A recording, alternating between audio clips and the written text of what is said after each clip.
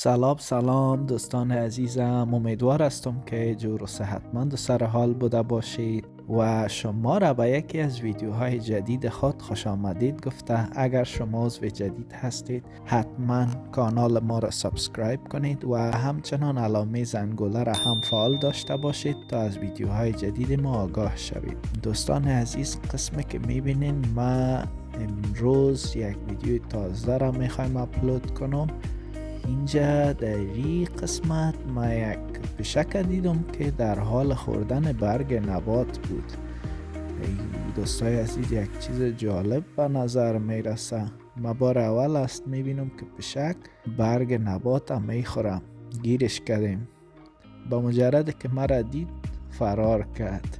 خب دوستای عزیز، در این ویدیو میخواهم برای شما یک پست ورک اوت را برای کسایی که ورزش میکنن مثل ما یا تازه به ورزش روی آوردن طرز تهیهش برای شما نشان بدم. البته چیزی که ما نیاز داریم 4 عدد کیله است دوستای عزیز، 7 دانه بادام و همچنان 2 خرماست که این را ترکیب میکنیم. مقدار شیر علاوه میکنیم به اندازه 2 گیلاس دوستای عزیز و همچنان نیم پیاله آب میریزیم و همچنان مسکه بادام زمینی دوستای عزیز تقریبا 17 گرم باشه. همچنان بستگی به اندازه خودتان که خواسته باشین داره.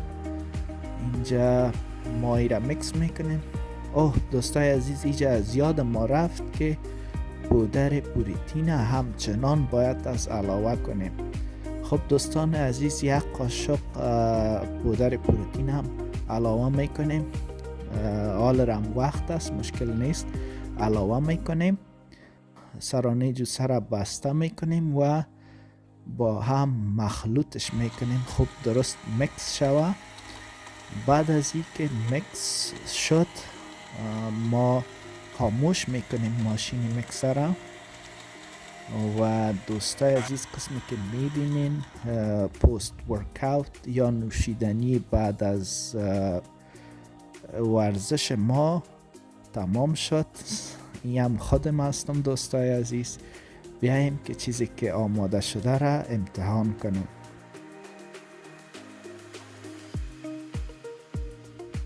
بسم الله الرحمن الرحیم.